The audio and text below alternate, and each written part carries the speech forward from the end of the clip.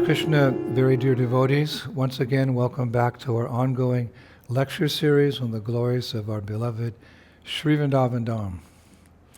Nama Om Vishnu Padaya Krishna Pashtaya Bhutale Srimati Bhaktivedanta Swaminiti Namane Namaste Saraswati Deve Gauravani Pacharine Nivishesha Shunyavadi Paschata Deshatarine. All glories to Prabhupada. So, we are continuing with our short series on Lord Nrsimhadev in Vrindavan, again as a means to prepare ourselves to properly observe his upcoming appearance day this year, which falls on May 15th here in Vrindavan. So this lecture is part 2. And today we'll be quoting from several sources, including Bhakti Rasamrita Sindhu by Rupa Goswami, with commentaries by Jiva Goswami and Vishwanath Chakravarti Thakur. We'll also refer to a book called Vaishnav Das Ko Tipan. It's a book by the poet of the name Vaishnav Das, who was the grandson of Nabadas, who wrote that very famous shastra called Bhaktimal, which describes the lives of many great Vaishnavas in our line and other Vaishnavas. And finally, we'll refer to a shastra called Vrindavan Dhamma Niragavali. Vrindavan Dhamma Niragavali, which is like a history book. It's a historical account of Vrindavan's main temples, which was written several hundred years ago. It's really interesting. We recently found it in the Vrindavan Research Institute. So, in our first lecture, we discussed Lord Nrsimhadev's ferocious nature, as well as his very gentle and compassionate nature, which we compared to the nature of sandalwood, in the sense that we were describing, you remember, how sandalwood ash heats the body, and sandalwood paste cools the body. So for the demons, Lord Nrsimhadev burns them up with the fire of his anger, and for devotees, you remember, he cools down the burning fire of material existence. So he's compared to sandalwood like that. In the Sri Narasimha Stuti, verse 10, written by a leading disciple of Sri Madhvacharya, his name was Trivikaramacharya, we hear how Lord Nrsimhadev burns his enemies. We heard in the last class too, but just another verse, how Nrsimhadev burns his enemies. He writes, "Dear Lord, the effulgence of many suns is destroyed by your uncheckable potency. The many weapons sent against you are like sacrificial offerings, and you reply with unlimited weaponry. Put down, strike, and slay my illusion. Burn Nashinga, burn my adversaries with your unbearable power." Let's do it again.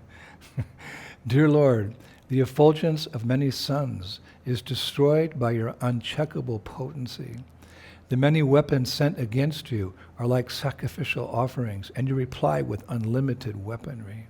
Put down, strike, and slay my illusion. Burn Nrsimha, burn my adversaries with your unbearable power. There's many verses like that. And as for Nrsimha's cooling effect on his devotees, at the end, I was reading at the end of the Nashinga Purana, Sutta Goswami says, quote, "Thus I have made you all listen to this entire Nashinga Purana, for it removes all sins and makes men free from all pain. It ensures success in auspicious deeds and offerings. People who read or listen to either one or a half hymn of it seldom die with their sins." Seldom die with their sins. Wow. Now that same Purana, the Nashinga Purana, I've been reading it a lot lately. It even guarantees release from hell if one chants the holy names. In his purport to Srimad Bhagavatam 2.9 36, Srila Prabhupada writes in this regard. He writes, in the Nashinga Purana, it is said that as the residents of hell began to chant the holy name of the Lord, they were elevated from hell towards heaven. Now I also read that Durvasa Muni has supported this view. He's written, Muchyeta yan nam yudite narako pi. He writes, simply by chanting the holy name of the Lord, the inhabitants of hell became released from their hellish persecution. So, as we see, Lord Nishinkadev can be terribly ferocious. He can be super kind. And he can even be super sweet. You remember in the last lecture how he picked up Prahlad Maharaj and, licked him. He got an abhishek like lions do their cubs. So he can be very sweet. And this is also indicated by Srila Rupa Goswami in Bhakti Rasamrita Sindhu, 2.5, verse 119, where Rupa Goswami is discussing, it's a little technical, but where Rupa Goswami is discussing the 12 rasas, or relationships a devotee can have with the Lord. As we all know, there's 5 primary rasas, Shanta rasa, Dasha rasa, Sakya rasa, Vatsalya rasa, and Madhurya rasa. Meaning that one can have a passive relationship with Krishna in Vrindavan like a tree or a flowering bush. That's the Shanta rasa. Or one can be a servant of the Lord, a friend of the Lord, a parent, the parental mood one can have with Krishna, or Madhurya rasa, a lover of the Lord. And there's also 7 secondary rasas, like, for example, just a few: chivalry, compassion, astonishment, laughter. One can have this relationship with Krishna also. So Rupa Goswami writes that these 12 different kinds of transcendental relationships are represented by different incarnations of God. I thought that was interesting. These 12 different kinds of transcendental relationships are represented by 12 incarnations of God. And some examples he gives. Well, a few examples he gives. One, he says, the incarnation Kapila represents Shantaras, because Kapila emphasized a passive meditation. And then Rupa Goswami says, Vamanadev represents Sakyaras, because he had a friendly relationship with Indra and acts as the doorkeeper for Shutala in lower planetary systems. Then, as we're concerned today, he writes, and Nrsimhadev represents Vatsalya rasa, or parenthood, because of his regarding Prahlad Maharaj as his son and placing him on his lap. So I thought that was very sweet. Rupa Goswami, he says Nrsimhadev represents Vatsalya rasa because of this mood of parenthood, when he took Prahlad and put him on his lap and like that. So again, we see, the point is, we see Nrsimha, well actually we generally think of Nrsimha in an angry form. Angry form. But here we see Rupa Goswami describing him in a very sweet way, representing Vatsalya rasa. Of course, generally devotees like to see Lord Nrsimhadev as ferocious and ready to protect them. I even read recently a case where Nrsimhadev became ferocious and chastised an errant devotee. Bhakti Vikas Swami writes in his Sri Bhakti Siddhanta Vaibhava, such a wonderful book. We have to thank Maharaj for that book. Sri Bhakti Siddhanta Vaibhava, 1-2-23. He writes that in 1913, a Brahmin devotee from Orissa by the name Krishna Pujari was engaged in deity service at the Yogapith temple in Mayapur. That's the place where Mahaprabhu appeared, and Bhaktivinoda Thakur had a temple built there. So this Krishna Pujari, good name for Pujari, Krishna Pujari Das, he was engaged in deity seva in the Yogapith temple. Now, once in the middle of the night, he suddenly ran screaming from that temple to a nearby temple, where he tearfully recounted to Srila Bhaktisiddhanta Saraswati Thakur that in a dream, Nishinkadev had straddled his chest and said to him, "You stole from my donation box. You rascal, you stole from my donation box. Now run, get out of my house immediately, or I'll destroy you." So when he was with Srila Bhaktisiddhanta Saraswati Thakur, this devotee started, it's described, wailing and rolling on the ground. And despite all the attempts of Bhaktisiddhanta Saraswati, other devotees, he couldn't be calmed down. And after some time, he just jumped up and ran and went to Calcutta as fast as he could. And then there he had a parental home, apparently, where he just stayed there. He didn't come back. But it's mentioned he learned his lesson. How so? Because I was reading, although 2 months' salary was due to him, he refused to accept even a paisa, or we would say a penny. He wouldn't accept anything because he felt guilty. So he learned his lesson. So from this pastime, we can see that if a devotee does somehow fall into illusion, and sometimes it happens because of past bad habits or an offense or whatever, if somehow a devotee falls into illusion, the Lord's still so kind, he'll rescue him from that illusion.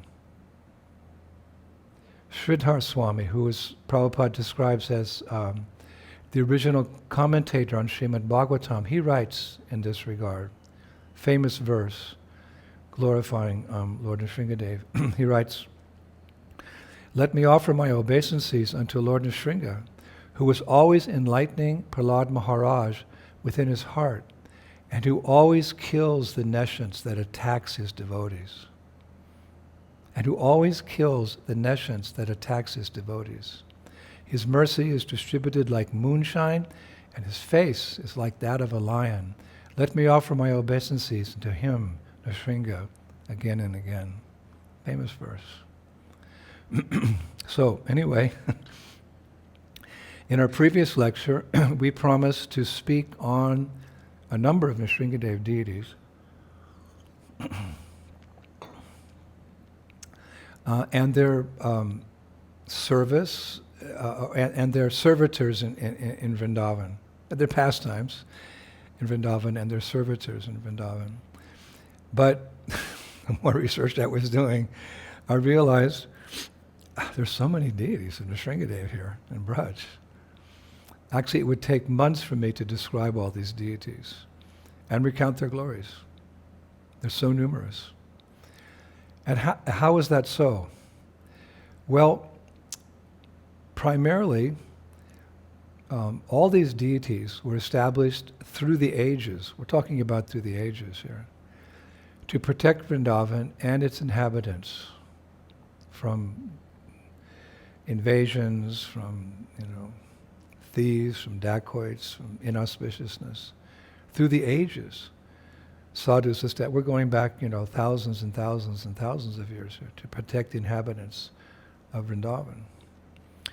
I was reading that in ancient days, devotees in Vrindavan, this is so interesting, in ancient days, devotees in Vrindavan used to worship shalagram shila forms of Nrsimhadev to protect the temples in Braj. We're not talking about deities here, we're going way back.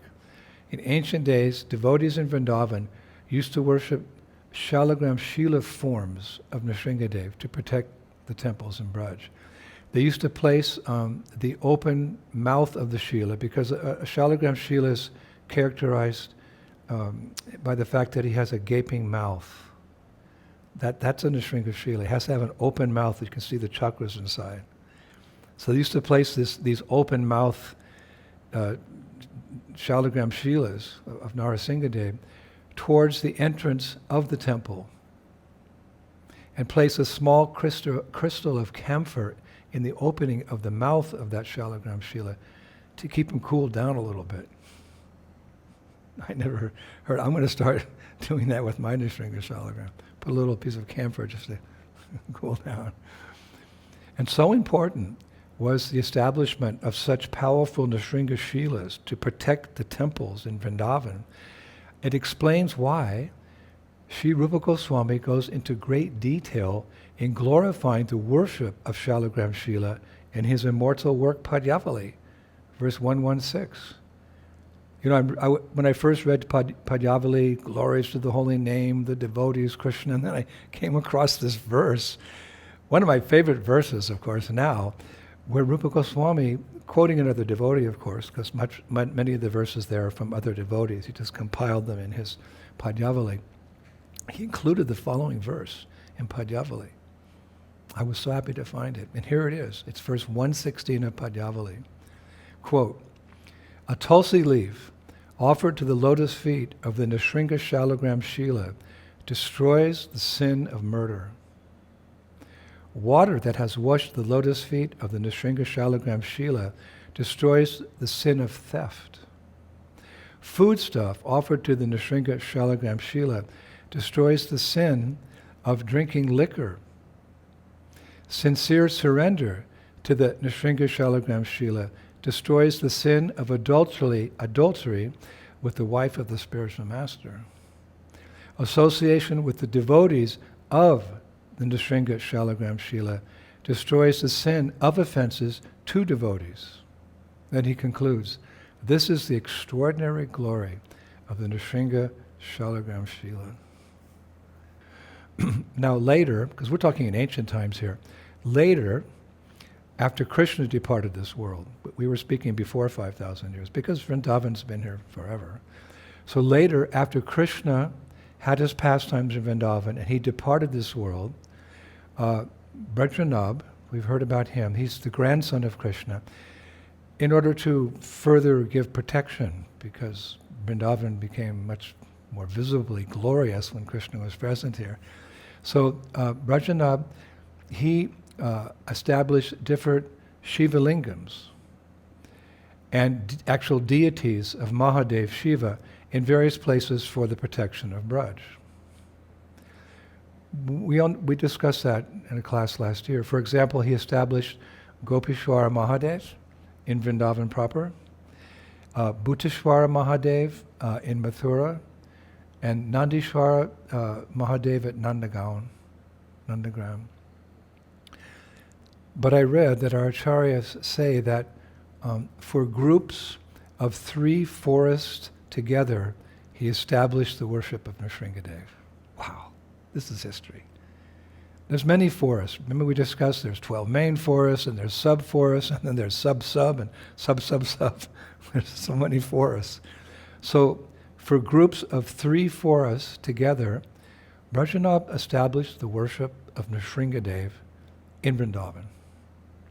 For example, for the 3 forests of the general Vrindavan forest, there's a forest just called Vrindavan. For the general Vrindavan forest and Atalvan and Belvan, he established a deity of Nishinkadev, which is still situated here in Vrindavan, the general area of Vrindavan. For those 3 forests, he established the deity of Nishinkadev. Now, I read that there were originally 12 such deities of Nishinkadev established by Vraja, protecting, these 3 different groups of 3 forests here and there. But later, due to the Mughal invasions, and for other reasons, unfortunately, many of them disappeared. Only a few remain. One of these Nishinga deities, established by Vraja, is in Kamyavan. There they call him Trikal Narasimha. Trikal Narasimha. It means he who can see past, present, and future. And it's for that reason that this deity in Kamyavan, Trikal Narasimha, he has 3 eyes. The 3rd one being on his forehead. I've seen this deity. It makes your hair stand on end. He has 3 eyes. The 3rd eye is on his forehead. Therefore, he can see past, present, and future, 3 eyes. Now there's another version that I found by going out to Kamyavan, and inquiring. I love to do that, the history of these places and the deities and personalities who serve them, and I love to do that. So there's another version out in Kamyavan as to why this particular deity has a third eye. The sadhus told me with great conviction, his third eye represents destruction, and his other two eyes represent mercy and patience. The Lord is patient with us. We're not advancing fast enough. But he's giving us his mercy. So that third eye represents destruction. And I said, well, could you explain a little bit deeper? And one sadhu said, yes. He explained that if and when there's ever a major and sustained attack on Lord Vishnu or Krishna's devotees in this world, the third eye of Trikal Nrsimha will open and the destruction of the world will begin. Hare Krishna. I was like, whoa, okay. We often hear, the destruction of the world, it's all going to come to an end. And, well, this is an interesting description that, if there's ever a sustained attack on Krishna's devotees, Trikal Nrsimha, that third eye will open. The destruction of the world will begin. Now, our famous poet, who we like to quote, Brajbasi poet, Paramananda, he actually wrote 20 beautiful poems I found in the Vrindavan Research Institute, describing the glories of Nishinkadev's appearance, 20 poems. And these poems are very famous here in Braj. I was mentioning the other day that there's a song they sing for the 5 days of the celebration of Nishinkadev's appearance here in Vrindavan. And and there's many, actually, that he wrote many like that celebrate the appearance of Lord Nrsimhadev. And I was going through them, and I found that one of these poems is specifically about how Lord Nrsimhadev protects his devotees. Paramananda writes, Ye Bharat Madhav Parth Leo. It's Brajbas, as best as I can say Brajbasa. He writes, one time Madhava, Krishna, took a vow in front of all the demigods, saying, my dear demigods, I order my Sudarshan Chakra to always roam above the heads of my devotees. But only devotees who are self-realized will be able to see these chakras above their heads. And whenever people attack my dear devotees, that chakra will destroy whatever pious karma those people have, while at the same time leaving their sufferings intact here in the material world. Whoa. Strong warning. Don't mess with Krishna's devotees, because they're simply concerned with the spiritual welfare of the whole world.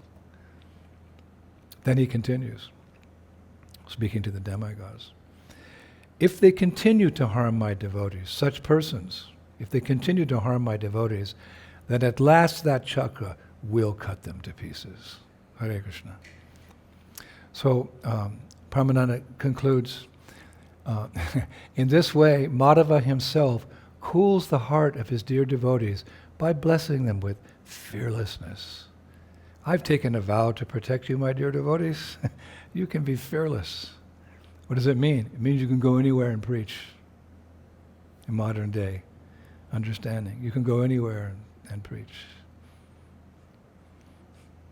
The Lord will be there to protect you because you're doing His work. His work is to save the devotees, nayat the miscreants, and reestablish Dharma. So in His absence, the Lord comes to do those things in His incarnations. But if someone in His absence continues with that mission, how dear that devotee, how dear that institution like the International Society for Krishna Consciousness is to the Lord. So I'll protect you. Therefore, the Brajbasis, they say that to protect the residents of Kamyavan, the Lord appeared as the three-eyed deity of Nishinkadev, Trikal Nrsimha. Now, actually, the full history of this deity is really interesting. I think I should take the time. The full history of this deity is very interesting. This is going to be a long class.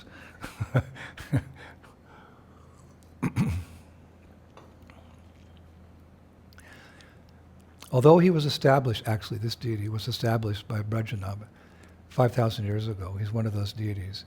He just disappeared in time. But he was later discovered. Whew. The pastime is as follows. Hundreds of years ago, there was a disciple of Srila Vishwanath Chakravarti Thakur. His name was Krishnadas Bhava. Many Vaishnavas, their form of renunciation in those days was not to take sannyas, but to renounce the world, to become Babajis and sit and chant, study all day. So Vishwanath Chakravarti Thakur, he had a disciple named Krishnadas Babaji, who was living out at Kamyavan on the banks of Vimalakund. And one night, Lord Nrsimhadeva appeared to him in a dream, and he said, "My dear Krishnadas Babaji, Krishna's grandson, Brajranab, manifested me for the benefit of Braj. But in time, due to the influence of the age of Kali, I sank into this Vimalakund. Please rescue me and reinstall me in some temple." So Krishnadas woke up and he's like, whoa. So before, fulfilling this order of the Lord, he wanted to be purified. So he went through the whole morning routine. He took his bath, he chanted his mantras, he prayed. Then he felt qualified to execute the order of the Lord. This is significant. We should also follow like that. Cleansed inside and out. And then we're qualified to do some service for the Lord. So in the morning after his daily routine, Krishnadas went to Vimalakunda, where it was just there, that's where he slept. And he dove down deep into that lake. And he actually found this deity. He rescued the deity, which he brought to the surface, and there was a nearby, like a temple, like a palace, that had been originally built for a Krishna deity. But when everyone saw that he'd rescued this famous deity, people had heard about him, but no one knew what happened to him.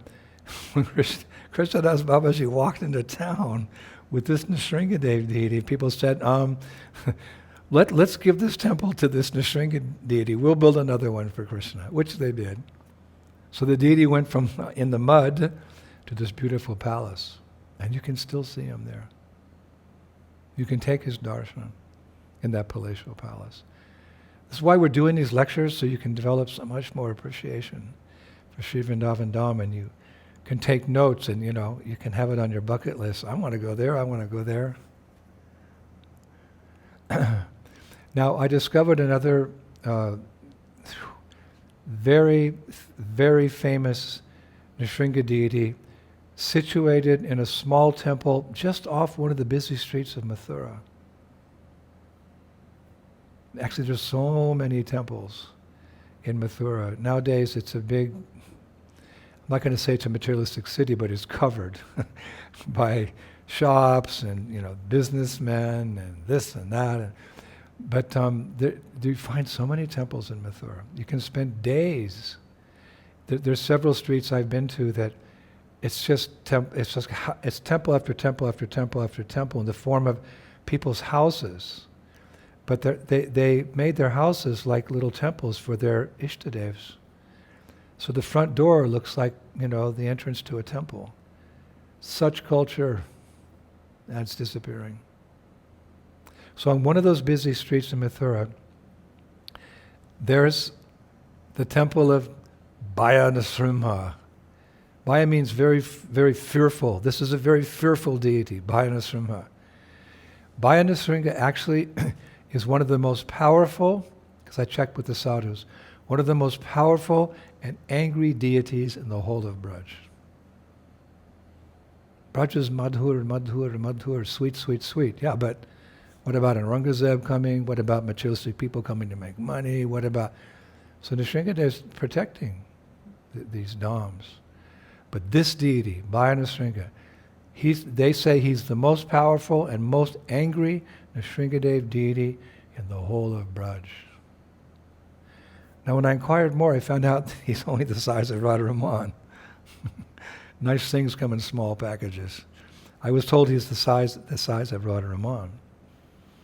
But it's said that Bhaya Nrsimha's face is very big in comparison to his body, and that in his deity form, he's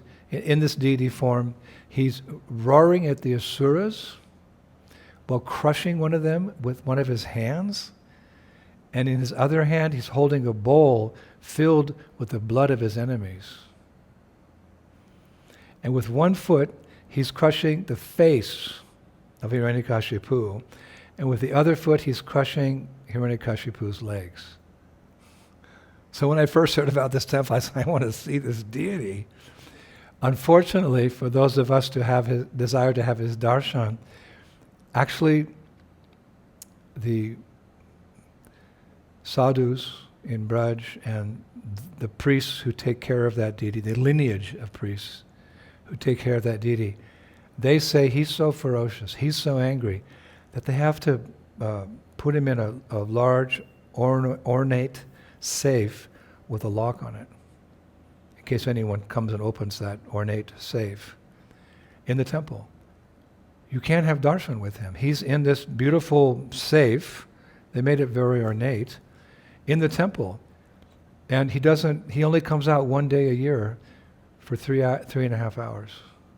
He's in that safe for 364 days of the year, but he's worshipped daily by Manusa Puja. Manusa Puja means that you do the puja in your mind. So the temple pujaris, they come before the box and they do Manusa Puja. They're too scared to open the box. It's said that if anyone were to open that safe, Bhaya Nrsimha's anger with the misdeeds of the asuras, past and present, would immediately burn down the temple and the whole of Mathura. You don't want to take a peek there. But only once a year, on the day of Akshaya Tritiya, we just observed that a few days ago. On that day, they open the safe for exactly I was told, there's somebody there with a watch, 3.5 hours for public darshan. I just missed it. That day I was sick, otherwise I would have gone. I haven't seen him yet. It's on my bucket list, see that deity. However, in that temple, I know there's a similar looking Pratibhu. Pratibhu is a deity that's worshipped in place with the original deity. Or, if somehow the deity is not there, they'll establish the Pratibhu. They consider it non-different than originally. Deities have been stolen here in India. The British took so many deities back to London. So they establish a Pratibhu deity, which they consider non-different. So there's a Pratibhu deity in that temple, made out of silver, which is worshipped daily and who gives darshan to the pilgrims. But it's not exactly the same thing. I want to see that deity. Oh, Hare Krishna. Now, there's a very beautiful Nrsimha deity situated behind the Radharaman temple, very famous deity. And Nrsimha is in a milder form. He's with Lakshmi. He's with Lakshmi. If he's, killing Hiranyakashipu, and there are deities like that, I have such a deity, then he's very angry. And it's described only renunciates can worship him because he takes everything away from the pujari. Then there's Lakshmi Nishinkadev. Nishinkadev is half angry and half peaceful. It's described that grihasthas can worship. Then there's Yoga Nrsimha or Shanta Nrsimha. He's alone, he's very peaceful. Any initiated Brahmin can worship that deity.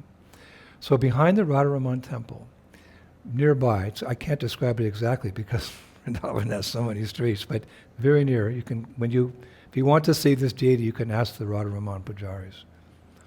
Because I was told that Srila Gopal Bhatta Goswami used to go and do bhajan in front of that deity. So it's said that hundreds of years ago, a Brahmana in Vrindavan was taking his bath in the Jamuna when suddenly he saw a portion of this deity protruding out of the mud near the bank of the river, meaning that the deity was worshipped at some point, but perhaps during an invasion. The pujaris, they put deities in lakes, they put deities in rivers or in the forest so they won't be harmed. So hundreds of years ago, this Brahmana was taking bath and he looked over, and maybe it was low tide, a little piece of that deity was protruding. So he called for a team of strong young Vaishnavas, and they rescued the deity and eventually constructed a temple for him near to what would later become Radharaman Temple. And this deity, I've seen him, he has one hand holding up the sun. With his other hand, he's holding up the moon. And with his two other hands, he's tearing the chest of Hiranyakashipu. His chest and his abdomen, like scratching like that. And Narada, Garuda, and Indra are standing nearby offering him prayers, this whole deity. Prahlad is also there paying dandavats. He's just dandavats at the feet of the deity.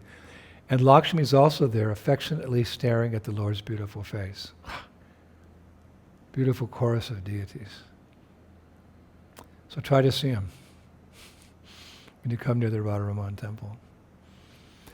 Now, there's another famous deity that I mentioned in our first lecture of Lord Nrsimha. We didn't go into too much detail the other day. That deity at the southernmost tip of Govardhan Hill, remember I was saying how we go on Govardhan Parikrama and we cross Punchari, the southern tip of Giriraj. There's a temple 50 meters away on a little hill. That hill is actually called Nishinkadev. Nishinkadev. Now I checked more of the history. And it said that Mother Yasoda used to sit there on top of that hill, Nishinkadev, to watch over Krishna and Balaram's pastimes with the cows. She would sneak out because she wasn't allowed to go on in that pastime generally. So she would sneak, and then, very often Krishna and Balaram, they take the cows to Giriraj Govardhan because the grass there is so tasty, and it doesn't cut the tongues of the cows. Grass sometimes cuts tongues of cows. And it's so tasty that the milk there is just, the milk that comes from the cows that eat that grass I heard it was delicious. So she would go sometimes and she'd sit on that particular hill. It later became known as Nishinkadev. And she would always, feel pained by seeing her boys walk barefoot in those thorny areas around Govardhan Hill. You know as well as I do. There's lots of sharp pebbles and there's thorns. So he was seeing them like that. So in order to protect Krishna and Balaram, she would very often call out from the top of that hill, Nrsimha! Nrsimha! Nrsimha! Protect my boys. So in honor and remembrance of that Leela, that pastime, sometime around the year 1740, the King of Bharatpur, now Bharatpur is not far from Braj, and the kings of Bharatpur were generally, great Vaishnavas, Vraja rishis sitting on the throne. So around 1740, King Suraj Mal, we spoke about him also sometime last year, another hero, Suraj Mal of Bharatpur, he had the present temple, as we see it, constructed on that hill. And he installed, as I told you the other day, ferocious form of Nrsimha, ferocious. And just recently, one of my disciples from Delhi, want to give him credit, Prem Krishna Das, he helped renovate a portion of that temple that was dilapidated because, 1740, that's a long time ago. But he did it in a very beautiful way, much as the temple was originally constructed, using this red sandstone. We had a big ceremony the other day, reopening that temple.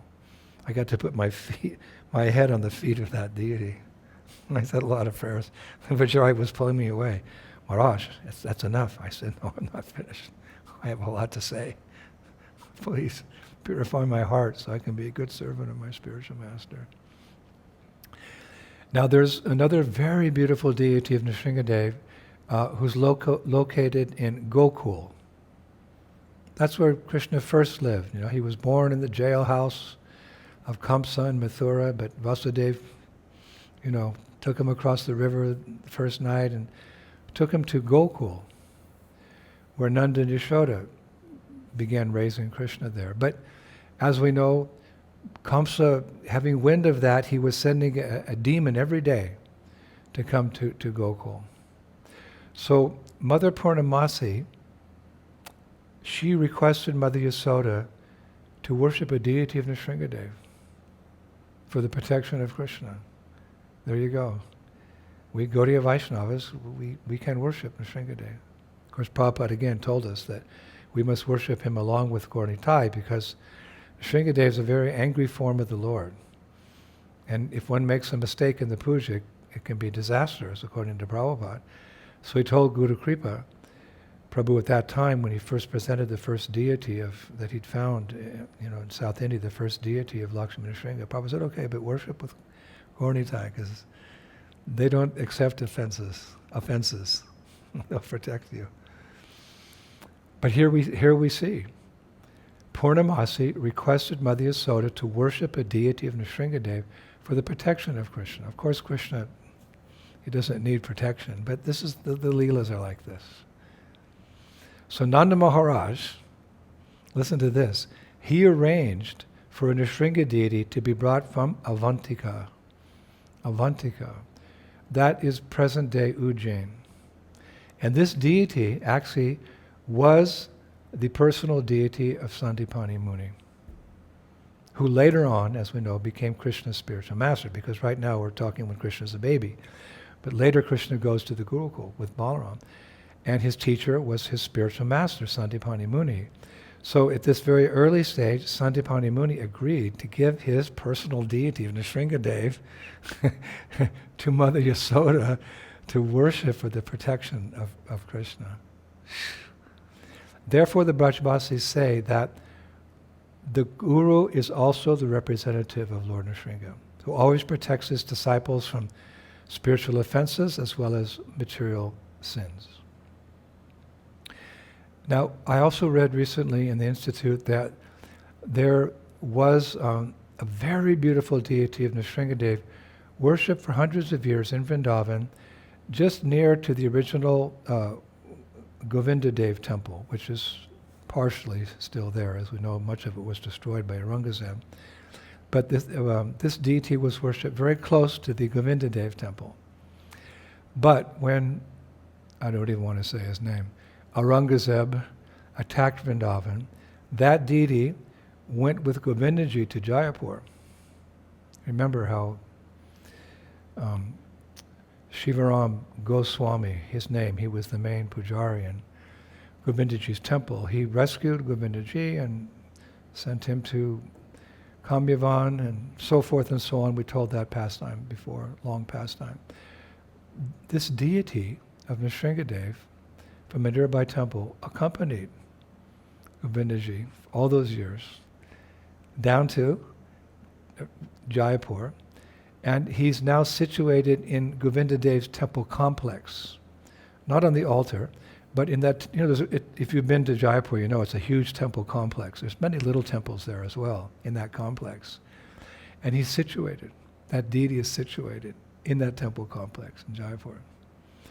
And I believe very few ISKCON devotees know, that he's even there, being worshipped there. It's hard to find. I've actually never been there. I've always wanted to go, but so many things came up. We had a big Parikama party. But that deity is worshipped there in a very small lane within that complex, that greater complex. If you can find that lane, you can inquire. You can behold the beauty of that special deity.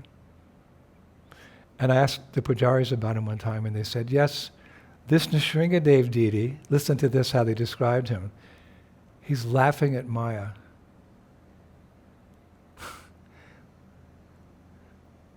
This deity's laughing at Maya. And there's a little Prahlad standing next to him. And also there's a little Dhruva Maharaj. Hare Krishna. So many treasures, so many jewels we're finding in the treasure chest of Sri Vrindavan Dham. So these are some of the ways in which Bhagavan Nrsimhadeva protects Vrindavan and its inhabitants from the ancient days as a Shalagram Shila to more recent times, what's 500 years ago, recent appearances of the Lord throughout Braj Mandala. So we become attached to these deities. We're attached to Nishinkadev because he rips out the anarthas there in our heart that despite our efforts we cannot get rid of. He protects us as Sankirtan devotees when we push on the movement. He protects us in many ways on our ultimate goal to go back home, back to Godhead, Goloka Vrindavan, and serve Radhesham, serve Krishna Balaram. Bhaktivinoda Thakur prays like that. This is really the ISKCON mood of worshipping Nishinkadev. We take on the mood of Bhaktivinoda Thakur. He said he's rolling on the threshold of Nishinkadev's palace. In Navadvip Dham Mahatmya, he recounts this, or he's saying like this, that he's on the threshold of Nishinkadev's palace, praying to that half-man, half-lion incarnation of the Lord to remove all the obstacles in his heart, all the obstacles that may be there for developing the perfection of love, loving Radha and Krishna. Of course, this is his humility, Bhaktivinoda Thakur. But in this way, we understand why we worship Nishinkadev. And I know when Prabhupada introduced the Nishinkadev prayers, Namaste Narasingaya Paladala Hridayane, the prayers that we say after every artik in ISKCON. At that, Prabhupada introduced those prayers for 2 days in the Los Angeles temple in the early 1970s. And then he said, specifically on that occasion, he said, these prayers are for the protection of the spiritual master and the International Society for Krishna Consciousness. So in this way we see our lovable Lord. He comes out of the filler like so ferocious. Prahlada said, I've never seen an incarnation like that. This is wonderful. To the eye of the beholder. But Hiranyakashipu, when he saw that form, he went, my gosh. He didn't say my Lord. My gosh, what is this? Is it a man? Is it a lion? What creature is this? Beauty's in the eye of the beholder. So we see Nishinkadev with love. For all these reasons we've explained in this little short series of 2 lectures on Lord Nrsimhadeva in Braj leading up to his appearance day in a few days. So I can understand the following statement written by Paramananda, our poet. He writes that Nrsimhadev one time said to Prahlad Maharaj, Jo leho Vaikuntha na jao Brajbas. Jo leho Vaikuntha na jao. Prahlad, on your request, then, I will not go back to Vaikuntha, because I will always stay with my dear devotees in the form of my murti. Prahlad didn't want him to go. And Nishinkadev understood that. So he said, Prahlad, on your request, okay, I won't go back to Vaikuntha, but I will always stay with my dear devotees in the form of my murti. And we have those murtis in Braj, and we have those murtis. We have that famous murti in our Mayapur community. Famous, that's the murti of Nrsimhadev, the International Society for Krishna Consciousness. And there's deities of Nrsimhadev now all over the world, protecting this movement. So when Nrsimhadev said that to Prahlad, Jo leho Vaikuntha na jaho, on your request I won't go back, but I'll always stay here as my murti, Prahlad became very happy. And he said something so sweet. He said, my dear Lord Nrsimhadev, a snake can give birth to a snake. A lioness can give birth to a lion. But I saw for the first time that a stone pillar can manifest a deity whose heart is melted with the prayers and requests of his devotees. Oh my gosh. Oh Lord, a snake can give birth to a snake. A lioness can give birth to a lion.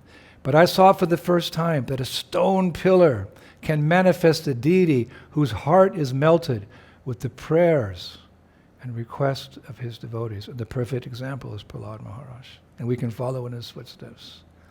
So Paramananda concludes, and I'll finish here. Paramananda concludes, Lord Narahari, pleased by his devotee Prahlad, then took a spoon filled with nectar and placed it into the lotus mouth of Prahlad Maharaj, saying, may my devotees always be victorious. Hare Krishna. Thank you, Prabhu. Bhagavan Nrsimhadeva ki. It's hard to finish, but what to do? There's more nectar actually, but anyway, these are our 2 lectures on Lord Nrsimhadeva and Vraja. Again, I hope that they've helped prepare you for his appearance day, which is coming in a few days. Nectar Devotion says devotees should not neglect any of the appearance days of the Lord or his devotees or significant events. They're all nurturing the bhakti that is there within our heart. Thank you. Be back in a few days. Shri Shri Gaur Nitai ki, Shri Shri Krishna Balaram ki, Shri Shri Radha Shama Sundar ki, Vrindavaneshwari Srimati Radharani ki, Mayapur Dhama ki, Shri Shri Gaur Nitai ki, Shri Prahlad Maharaj ki, Bhagavan Nrsimhadeva ki, back home, back to Godhead ki, Shri Krishna Sankirtan Yagya ki, Go Premanandi, Jai Jai Sri Sri Radhe Shyam, Srila Prabhupada ki Jai. Hare Krishna.